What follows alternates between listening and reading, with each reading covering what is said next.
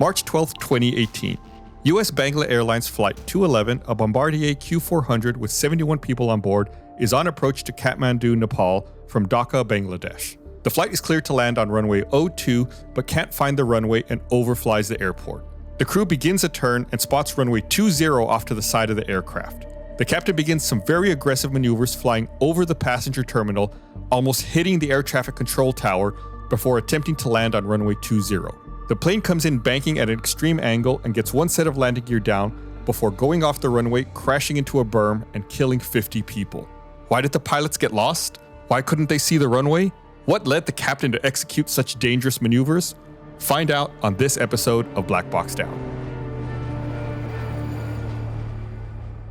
Hello everyone, welcome to Black Box Down. It's Gus and Chris. Hello, Chris. Hello. We are talking about U.S. Bangla Airlines Flight 211 today, flying into Kathmandu, one of the most challenging airports to land in the world. Oh, well, you just answered one of the questions. It's Nepal in general is pretty mountainous, and the Kathmandu approach and landing is supposed to be incredibly difficult. So I'm just going to clear that up immediately right off the top. Okay. It kind of reminds me of whenever we were talking about, was it San Francisco Airport? Oh, yeah. And we have this in our Black Box Down aviation explanation animation video, but slam dunk landings where they just go and just like nosedive and then straighten out to land. Well, not quite the same going on here, but they have to be very careful on approach because there are so many mountains on the way. They have to like kind of thread the needle between the mountains in a valley, then come out and land at the last second. It can be very tricky. Let me make a note here. When we follow us on social media, we post supplemental images.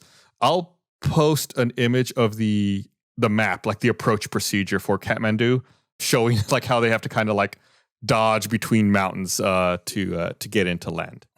Want to make sure we talk about that immediately, because I know that's probably a question a lot of people are going to wonder about. I think when you think of like Nepal, you think of, well, I think of mountains. I think of like Mount Everest and really mountainous terrain. You can actually see Mount Everest from Kathmandu.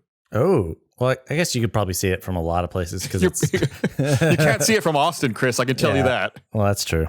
So, like we said, this was an international passenger flight that originated in Dhaka, Bangladesh, and flew to Kathmandu, Nepal, not that long ago, March 12th, 2018, almost 4 years ago exactly. So this is a very recent incident, especially for us to be talking about on Black Box Down. These investigations normally take a lot of time. This one, they had some pretty good clues as to what happened. So we are able to talk about this one without waiting years and years and decades to talk about it. Well, it's been 4 years. That's still a while. Still a while, true. So this flight was crewed by Captain Abid Sultan, who was 52 years old. He was a former Bangladesh Air Force pilot, had over 5,500 flight hours.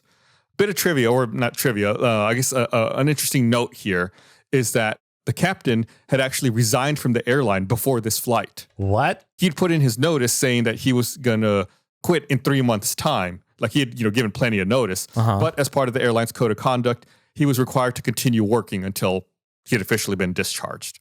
So he'd put in notice, but he was still flying planes. And did he quit in anger? Was he like, I quit?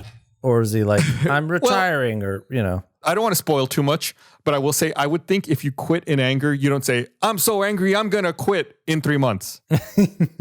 Okay. So I'll leave it at that for now. We are going to get more into that. You are asking some good questions, but I don't want to spoil our flow here. Okay. The first officer was Prithula Rashid, who was 25 years old with 390 flight hours, and she was the airline's first female pilot. Oh. And this particular aircraft was a 17-year-old Bombardier Q400 with 21,419 hours and 28,649 cycles. I believe we've talked about these planes before. It's a high-wing twin propeller plane that can seat 76 passengers. So it's not jets. There's propellers, one on each wing. The wings are up high over the top of the fuselage. 76 passengers? Yeah. So it's not like a huge plane. In the United States, we would think of it as like a regional operator. And you said there were 41 people? 71 people on board. 71. So it was close to full. It was the 2 pilots, 2 flight attendants, and 67 passengers. Okay. So that totals up 71 people. At 6:41 Universal Time, Dhaka Ground Control contacted the aircraft and requested its Bangladesh Air Defense clearance number. So a few weeks before this flight, the Bangladesh Authority made it mandatory for an international flight to have one of these numbers. They call it an ADC, Air Defense Clearance. Mm-hmm. The crew replied saying their number was 2177. However, the ground controller asked again if they had the ADC for Bangladesh. The captain contacted his operations to confirm the number, and the report notes that his vocal pitch and language used during these communications indicated he was agitated and experiencing high levels of stress. The captain is agitated? Correct. Mm. Then after getting the ADC settled, the flight took off at 6:51 UTC. So like that took about 10 minutes for them to get settled. This is just saying that, like, I guess, is there like military operations in the area where they're like saying they have clearance? Yeah, it's just like this is, an approved aircraft to be flying through this region. I can't really give an analogy for it. I can't think of one that you would have here, in the United States, but it's just a number that they have to have that proves everything matches up. This flight is good to go. Okay. As the aircraft was climbing, the captain overheard another U.S. Bangla aircraft regarding the fuel on board. I believe it was one of the ground controllers was calling a different flight. They were calling U.S. Bangla 287 and asking Bangla 287 what their remaining fuel on board was. And even though this communication was with another flight, for some reason, the captain assumed this message was for him, for flight 211, and he engaged in conversation with the operations staff. And this communication between operations indicated he was very much emotionally disturbed and experiencing a high level of stress. Like, he got really mad at them. Like, he was screaming, like, why do you need to know my fuel remaining on board? Oh my, whoa. I'm going to have you fired. Like, when I land, I want you to give me in writing why you bothered me. You shouldn't be contacting me unless I contact you. Like, really, wow. Like really, really angry exchange that he has. And yeah, they're like, we're not asking you. We're asking 287. Have a good flight, which makes him even angrier. So it was just like a weird exchange. Like he was obviously on edge, right? Like he hears something and he thinks it's intended for him. It's like no one's even talking to him. It's like, dude. It's like, just relax. After that, the flight continues. They establish contact with Kathmandu control at 7:52 Universal Time. And about 15 minutes later, the first officer requested descent clearance and was instructed to descend to 16,000 feet. And was told to expect an approach time of about 8:26. At 8:11, the Kathmandu approach instructed the flight to descend to 13,500 feet and hold over the Gurus waypoint. And we've talked about these waypoints before. They're just navigational waypoints that planes use. And all Kathmandu is telling them is descend to 13,500. When you get to the Gurus waypoint, hold there. Do like a holding pattern. Do a circle or something.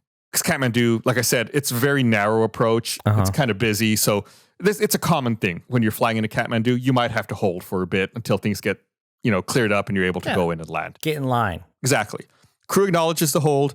They insert the hold command in the flight management system. Everything's going like normal. At 8:13, which is 2 minutes later, the crew were instructed to reduce speed and descend to 12,500 feet.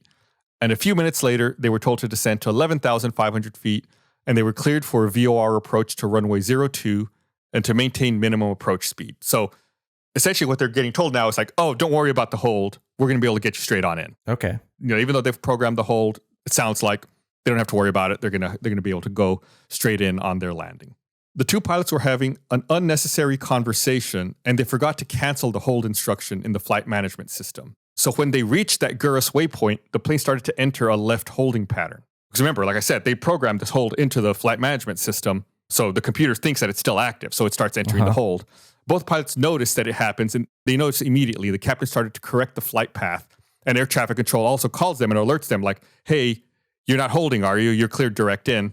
So, they catch it right away. The captain turns to a heading of 027 degrees to intercept the 202 degree radial inbound to the airport. So they know that this hold is going on, so they kind of override it. The captain, tells the plane to head at 27 degrees to continue heading towards the airport. Okay. The aircraft crossed the 202 radial. So these VOR radials, they're like spokes out of a wheel. So when I say they crossed the 202 radial, it means like from the VOR, they cross at the 202 degree mark coming out from it. Kind of like if you draw a long line out from it. Okay. It's just like I said, they're on a VOR approach. It's just the way the VOR works when you're navigating with it. So they cross that 202 radial when they're 7 miles out from the Kathmandu VOR, but they continue to fly on that 027 heading. They don't like intercept it and continue into the airport. So wait, so you're saying they don't, like, they should go down? Right. So once they hit that 202 radial, they should turn on it, and they should follow that radial all the way into the airport because that'll take them straight to the 02 runway. Oh, okay. So this is like how they navigate where to land. The spoke system? Yeah, the VOR isn't necessarily strictly for landing, but in this case, it is a VOR landing, so it is being used to like tell them where to land. Okay. So instead of like hitting that radial and turning in on it, they just keep going past it. Okay. And they keep going on that 027 heading. So as a result of this, they flew northeast of the airport, and they continued in that direction until 8:27. The Kathmandu tower alerted the crew that they were cleared for runway 2 and that it looked like they were setting up for runway 20. And remember, we've talked about this before. Runway 02 and runway 20 would be the same runway, just in different directions. Yeah. So like, runway 2 is heading north, and then runway 20 is kind of heading south. Yeah. Okay. Because they've flown past the airport, so the tower's like, you're cleared for runway 2. Looks like you're setting up for 20. Then 2 minutes later, the tower asked what their intentions were, and the captain replies saying they're going to be landing on runway 2, even though they've passed the airport. So at this point, like they would need to pass the airport again, turn around, and then land towards the north. Or they could just turn around and just land on the same runway, and it'd be called 20, right? Correct. But if they're landing planes on runway 2, there's a reason for it. Typically the winds are going to favor that runway. So if they try to land on 20, they might have a tailwind, which would make them come in faster and take longer to stop. So not favorable. You always want to try to land into the wind. So the flight then made an orbit to the right, and the controller instructed them to make a downwind for runway 2. So like basically they fly parallel to it and report when sighting of a Buddha Air aircraft on final. So, as they're flying down past the airport, air traffic control says, let us know when you see this other airplane that's on final, they're about to land. However, instead of getting onto that downwind leg parallel to the runway, the flight continued on the orbit to the right, heading west towards the northwest end of runway 20. The controller then instructed the aircraft to remain clear of runway 20 and to hold in their current position because, like I said, that other plane, the Buddha Air aircraft, was landing on 02. Wait, so they gave their runway to someone else because they were... Right, because they should already be on the ground at this point. There was another plane behind them that other plane is now landing. So now the air traffic control is worried. They don't want this Bangla Air flight trying to land on 20 while the Buddha Air is landing on 02 because they're going to hit each other head on the runway if they do that. Yeah. So that other plane, that Buddha Air, landed at 8:32. Then the tower tells Flight 211 that gives them the choice. They can either land on 02 or 20. But Bangla Air makes another orbit to the right. So they're just kind of flying around, like kind of circling away from the airport for some reason. While the plane was turning towards the southeast, the captain reported he had the runway in sight and requested the tower for clearance to land. Runway 2? So that's a good question.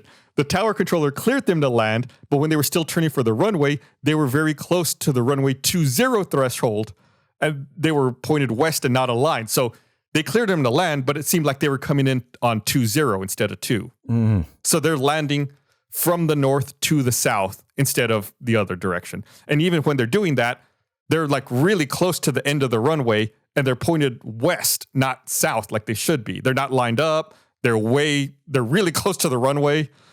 And, people on the ground, they can see that the plane is maneuvering really close to the ground and it's not aligned with the runway. It's like buzzing houses and buildings in the area. The controller became alarmed, right? This is not normal, and tells them takeoff clearance canceled, even though he meant landing clearance canceled. He can't believe what he's seeing. Yeah. He's telling him, wait, cancel, don't land, but he's saying takeoff clearance. He's just so flustered at this. Yeah. And he can see this, right? He might be able to see it at this point. If they're at the end, if they're at like the threshold of 20, he can probably see it. Okay. But if he couldn't see it then, he definitely can see it next, because over the next 15 to 20 seconds, the aircraft pulled up in a westerly direction with a very high bank angle. It turned left, flew over the western area of the airport, and continued in a southeasterly heading. It buzzed past the tower, like to the point where it got so close where people in the tower ducked and got on the ground because they thought that the plane was going to hit the air traffic control tower. So that's why I know they can see it, because people were diving to the ground in the tower. Oh my God. Like, you should never be near the tower, right? No. Like, never. Like, there's no reason for it. Yeah. It's far away, right? Well, the tower, it's still on the airport property, but it's not like right next to the runway. Yeah. If you're close to the runway, typically you're taxiing. Or, if you're landing, you're out by the runway, landing or taking off. You shouldn't be buzzing the tower. It's not Top Gun. I was about to say, I was thinking Top Gun. I was like, is he like Top Gunning them, like trying to scare them? Like, oh, you don't tell me where to land. Who I think he was just flustered and trying to get the plane on the ground. So like I said, they flew past the tower, trying to align with runway 20. After they passed the tower, the controller again attempted to make contact with them. But at 8:34 Universal Time, the aircraft contacted on the ground with its right main landing gear. When it did so, it was banking. It had a bank angle of 15 degrees. It skidded off the runway. It slid for 300 meters before crashing through a fence on the edge of the airport. It came to a rest in the field and burst into flames. Oh. All 4 crew members were killed, along with 45 of the passengers. That's most of everyone. When you first said the number of passengers, I wrote down the wrong number. I thought there was like 100 and some, I don't know. But yeah. Only 71 people on the plane. 22 people survived the initial impact and were taken to the hospital, but 2 of those passed away from their injuries. All told, only 20 people survived this flight. So what went wrong? We got a former Air Force pilot who's playing Tom Cruise Top Gunning the tower. And he was only 2 months from retirement. So close to retirement at one of the most difficult landings in the world. How did we get here? What happened? So the investigation was carried out by the Aircraft Accident Investigation Commission of Nepal. And they were assisted by representatives from Bangladesh and Canada. Bombardier is a Canadian company, so that's why Canada assisted, just like the NTSB will assist if it's a Boeing incident overseas. Okay. The commission determined there were no problems with the aircraft that caused the accident, so they focused on the behavior of the crew. And like I said, behavior, I've already thrown up a few red flags for you about things that seemed weird, things that shouldn't be happening. Well, I'm about to tell you a whole lot more. Oh, this is gonna be good stuff. I know it's good. This is nuts, man. So while the crew was preparing for their approach into Kathmandu, the flight crew was discussing personal issues and worries. Well, I shouldn't even say the flight crew. It was mostly the captain.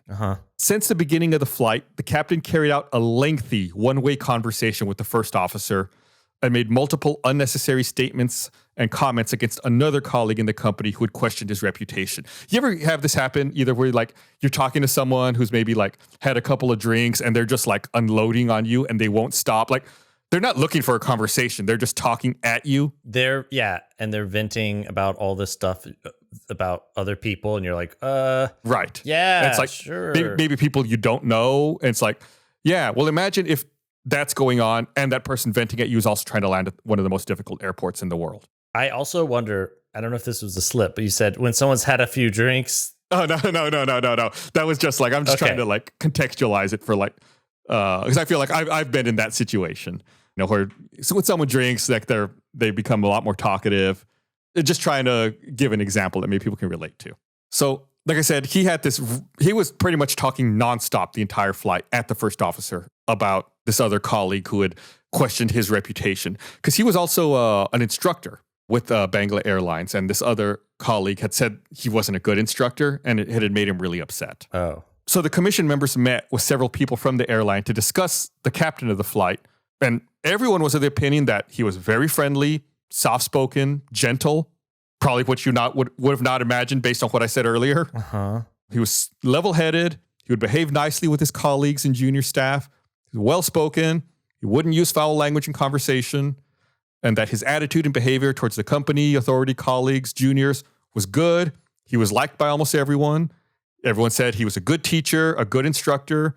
Most of his students were satisfied with his teaching techniques, and they were all super happy and grateful to him for teaching them well. Okay. So what? However, before the flight, one female colleague criticized him on his competency. And most of the conversation in the cockpit was directed towards and aimed at this colleague who was apparently telling others that this captain was not a good instructor and he could not teach properly. Is this one of those people that has an issue with women just in general? I don't know. I can't tell you. I can't answer that with certainty, but I don't think so. Okay. I think in general, everyone seemed to like him. And his first officer on this day was a woman. And throughout earlier in the flight, he had been like, even though he wasn't officially an instructor on this flight, he had been helping her out since she was new. Okay. And like kind of like been like, when they were talking about the flight management system, asking like, do you remember how to put a hold in? And like kind of just like reinforcing it, seemed super friendly, super like helpful, aside from the times that he snapped at other people. Yeah. So I'm going to say I don't think so. I can't say with any certainty, but it didn't seem like it based on the way he interacted with this first officer earlier in the flight. Okay. Anyway, like I said, there was this one other female colleague who did criticize him, though. And I don't think it's necessarily the fact that it was a woman. I just think the fact that anyone called into question his skill. I think that's what hurt him, because he took pride in his teaching skills. And I think it really made him upset to know that someone thought he wasn't a good instructor. Oh, okay. He was telling the first officer about how this particular talk going around had hurt him a lot. So much so that even though he loved the company and liked the environment, he was going to give his notice of resignation from the company because of this allegations from his female colleague.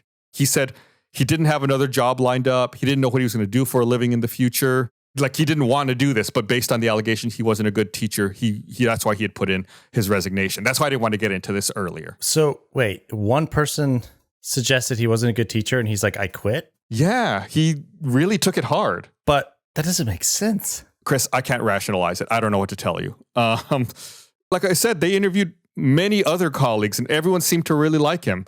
It was just one particular colleague who said he wasn't a good instructor and that he wasn't doing a good job that made him decide to tender his resignation. Wow. And it's speculated, this future financial insecurity, like not knowing what he's going to do for work, that this may have been one of the things compounding his stress. Yeah, but why did he quit then? Well, it was also revealed that the captain had a history of depression. In 1993, he was removed from active duty in the Bangladesh Air Force after evaluation by a psychiatrist. But in 2002, after another evaluation, he was deemed fit to fly and never showed any more symptoms during his time with U.S. Bangla Airlines. Okay. So mental health is one of those things that's difficult to quantify, right? You can't see it. So maybe there were some underlying mental health issues that compounded these allegations as well. I don't know. I can't say for certain. Yeah. At times during this flight, the captain seemed to be having emotional breakdowns during the flight. And in fact, the cockpit voice recorder revealed that he had started smoking in the cockpit because of this. Oh my God.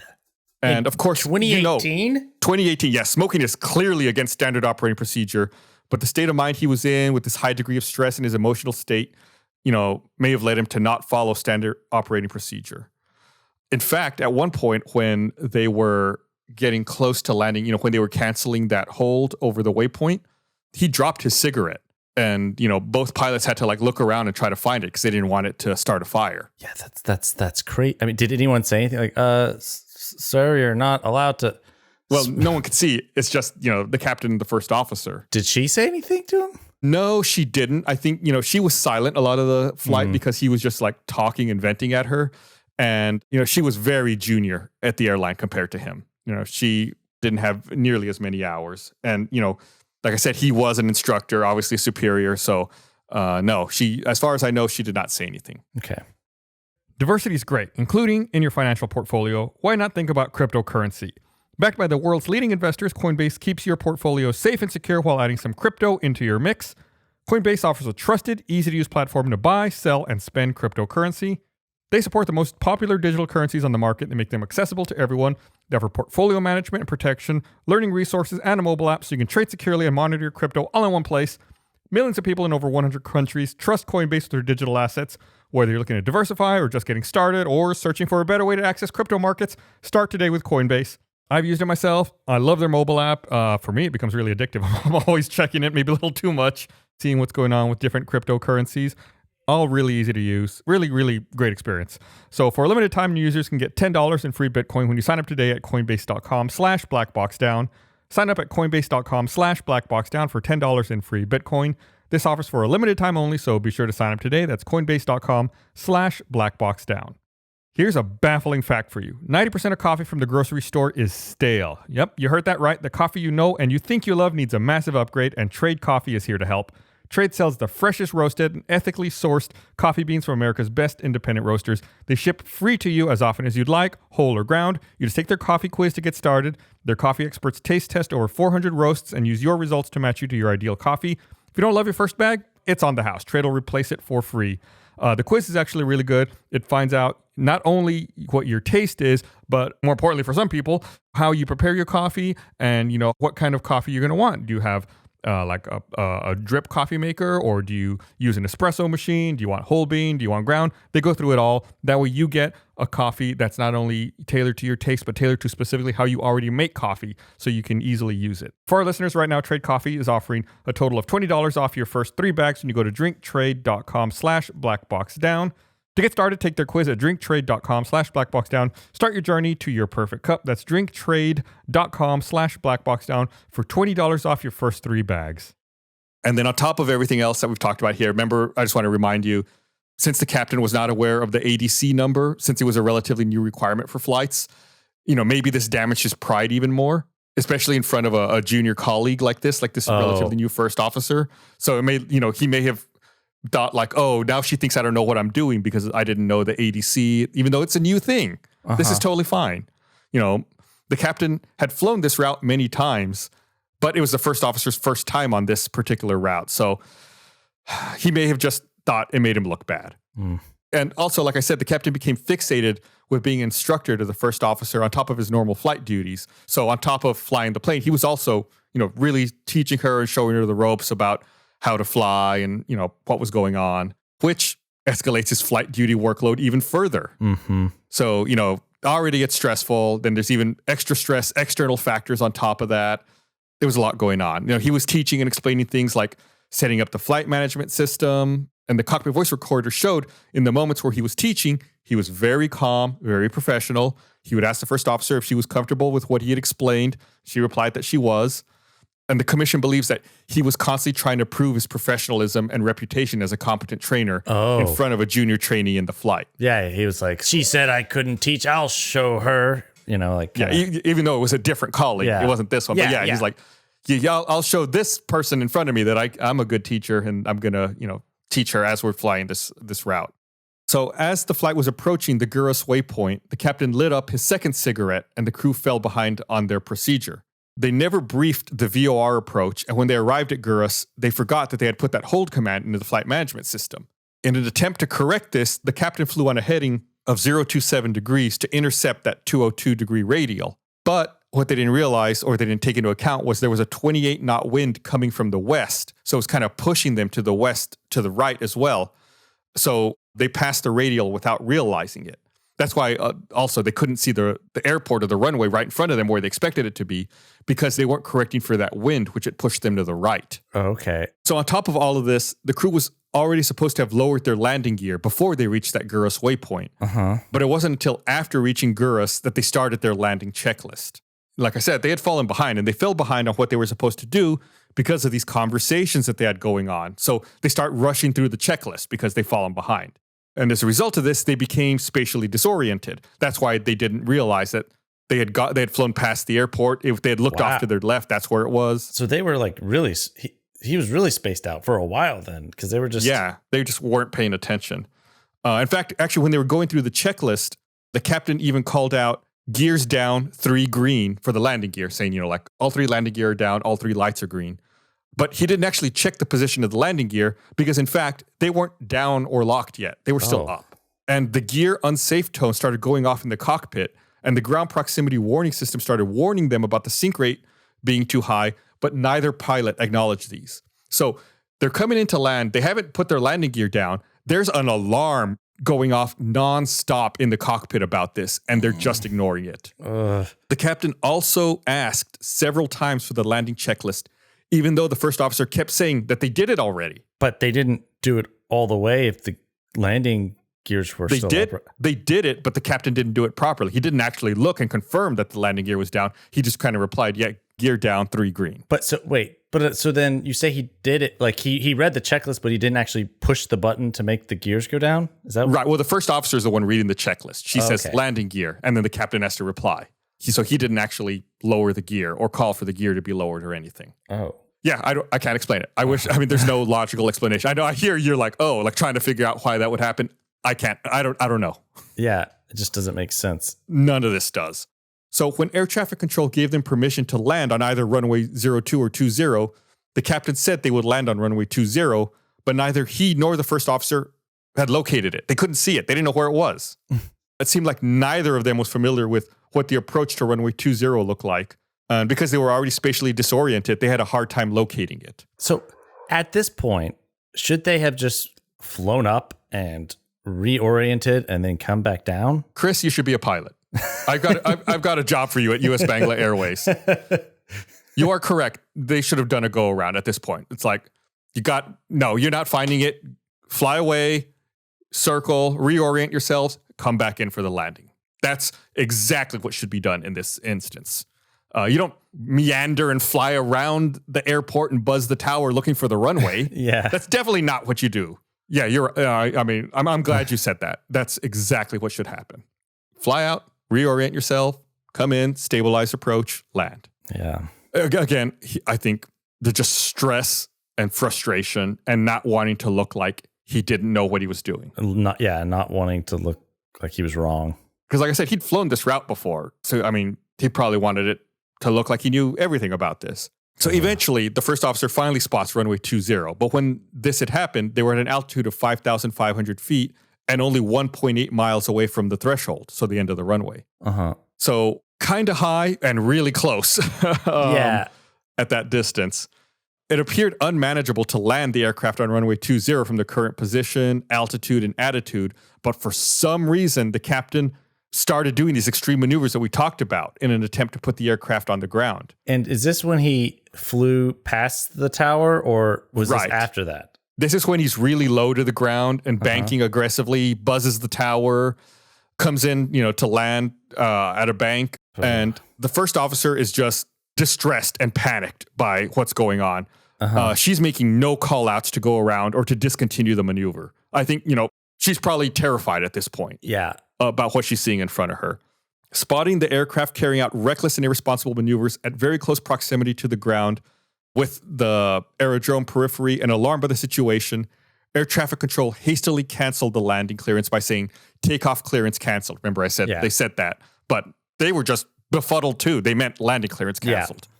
And at this critical moment, air traffic control was confused by the unusual and abnormal maneuver of the aircraft and could not be assertive. Well, also, they almost got their heads cut off.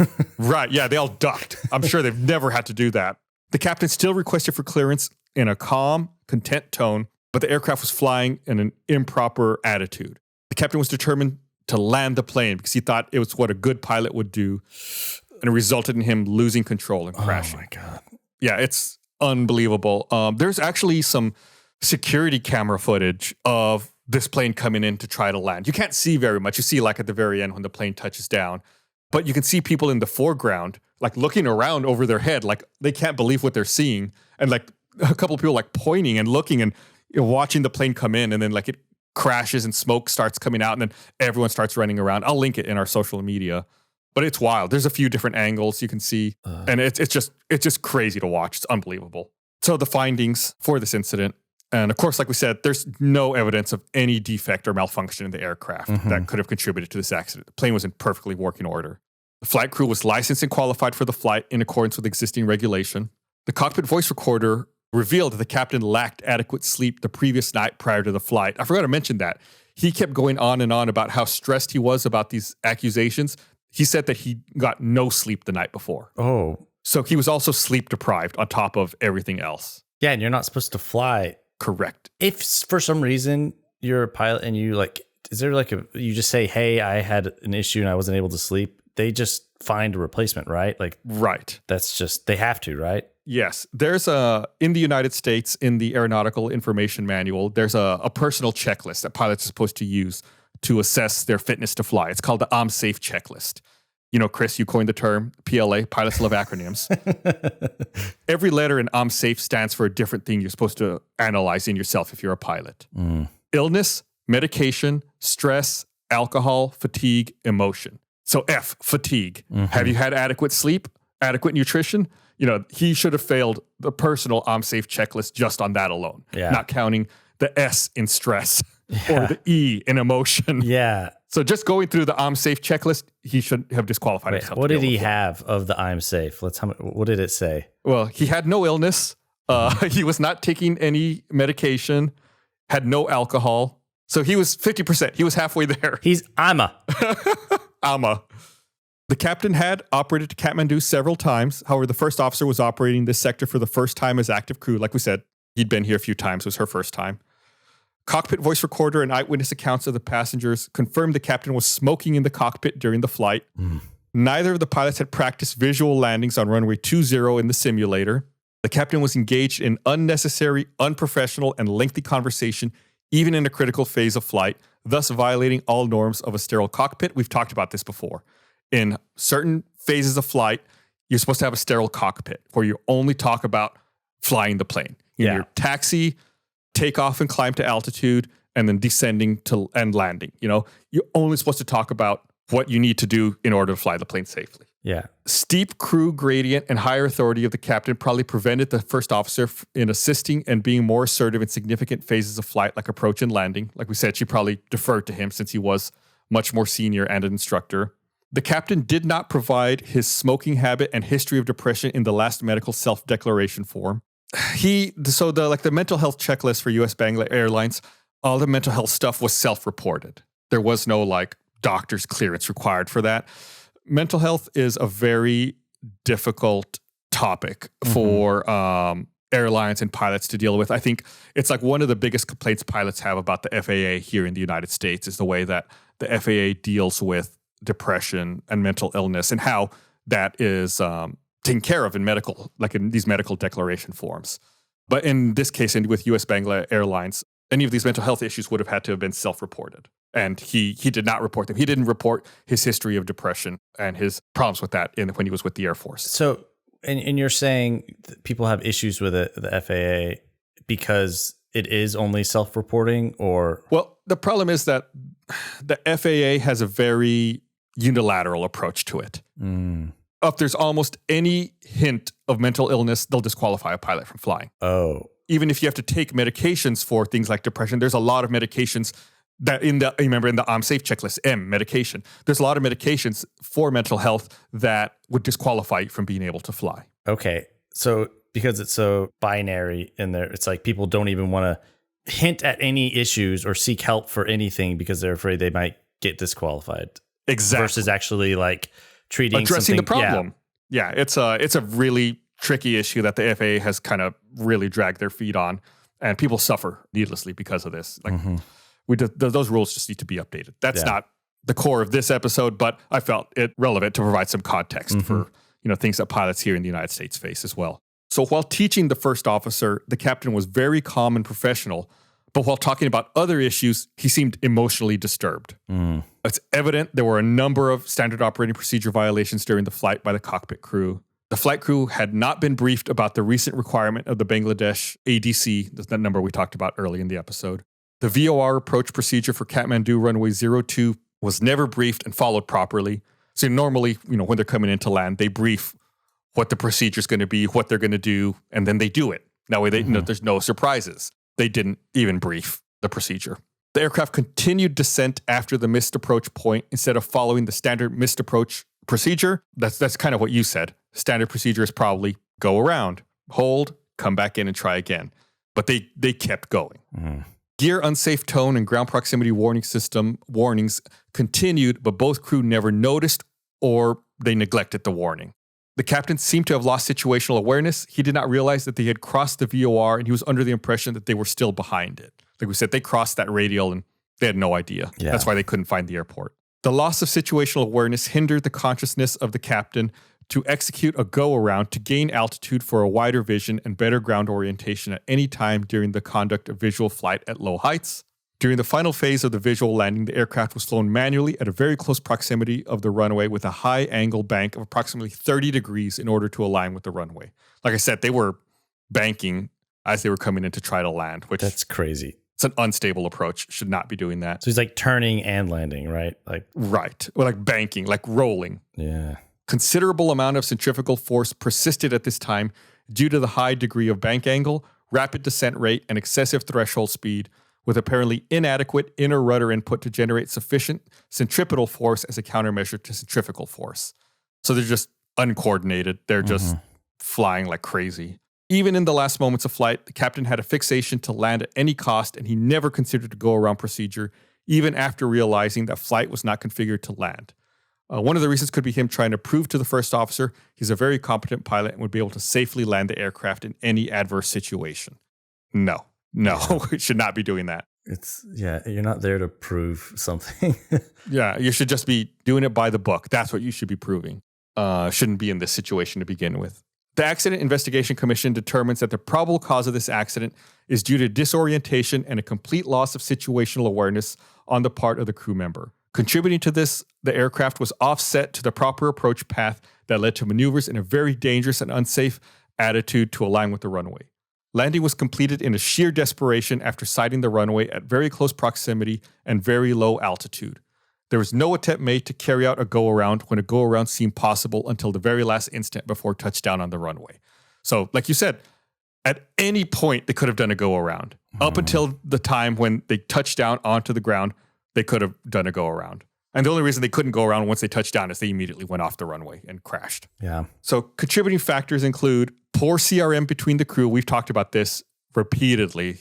CRM, crew resource management or cockpit resource management. This has been such a game changer in aviation, made things so safe. They had poor CRM. Yeah. Oh, yeah. Well, it sounds like the one younger, the less experienced one, didn't even speak because she felt like he was, I don't know, berating everyone and screaming, Yeah, he was, it was probably just an awkward situation where she just wants to fly, she just wants to get there. She wants to do her job.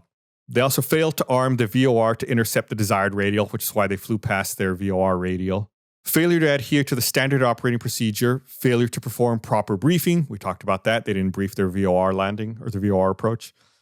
Increased workload on the pilot in command as he was manually flying the airplane and communicating with air traffic control. Mm-hmm. Lack of assertiveness on the part of air traffic controller in monitoring the flight path of the aircraft and not issuing a clear instruction to carry out a standard missed approach procedure. So laying a little blame on the air traffic controller, kind of telling them that maybe should have told the captain to do a missed approach and do a go around. Yeah. Lack on the part of air traffic control to alert the crew of their actual position. Now we have our recommendations here as a result of this incident. Before the renewal of license of any permanently grounded pilot due to a medical reason, a thorough periodic physical and psychological status should be assessed. A system should be adopted so as to monitor the medical condition closely in all subsequent medical examinations as well. So if someone gets grounded for a medical reason, there should be periodic physical and psychological follow-ups to make sure they can continue to fly. Because like I said, he got grounded in the Air Force. So should have just done some more follow-up to make sure he was okay. Yeah. The operator should give emphasis to the proper and effective implementation of CRM in the company. The operator should establish a system to ensure the proper implementation of standard operating procedure in all phases of flight. The operator should establish an effective mechanism to monitor and assess mental status of the crew in regards to professional development, financial issues, as well as personal and psychological issues. The operator should establish and implement a policy to de-roster any crew member found to be stressed, fatigued, or emotionally disturbed. The operator should revise their training process to include a circling approach for runway 20 Kathmandu on the simulator. Because remember, they turned around, they tried to land on runway 20 as well. I have a question. Do pilots train on specific airports? Like you were just saying? Can. Is it like specific, like, oh, you're going to be flying on this one a lot. Run some tests? Or in this case, since it's Kathmandu, it's particularly difficult. Yeah, these are people who are going to be flying in and out of there fairly regularly. I can't say with any certainty, but I would not be surprised if they don't have to have specific simulator time practicing the approach and landing into Kathmandu. Okay. The operator should reassess its pre-flight briefing to ensure that a proper pre-flight briefing to the crew by the dispatcher has been conducted at the appropriate time. I think this would have helped alleviate some of those ADC issues early on before they took off. The operator should encourage the crew members to be specific regarding their medical issues and habits in the medical self-declaration form.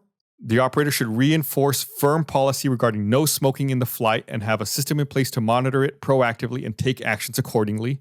Strengthen the capacity of the air traffic control by developing the appropriate training program so that they become more assertive when handling the traffic and issuing clearances to such traffic, especially in the event of the abnormal or emergency situations. Mm-hmm. I guess just trying to make air traffic control more assertive so that they would have told the captain, go around, don't land.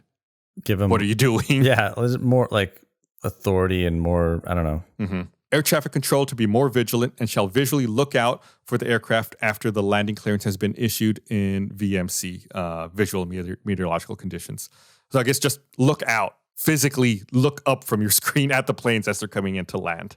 At the time of this accident, it was actually the deadliest aviation disaster involving a Bangladeshi airline and the deadliest incident involving the Bombardier -8 Q400. But yeah, that's it. That's U.S. Bangla Airlines Flight 211.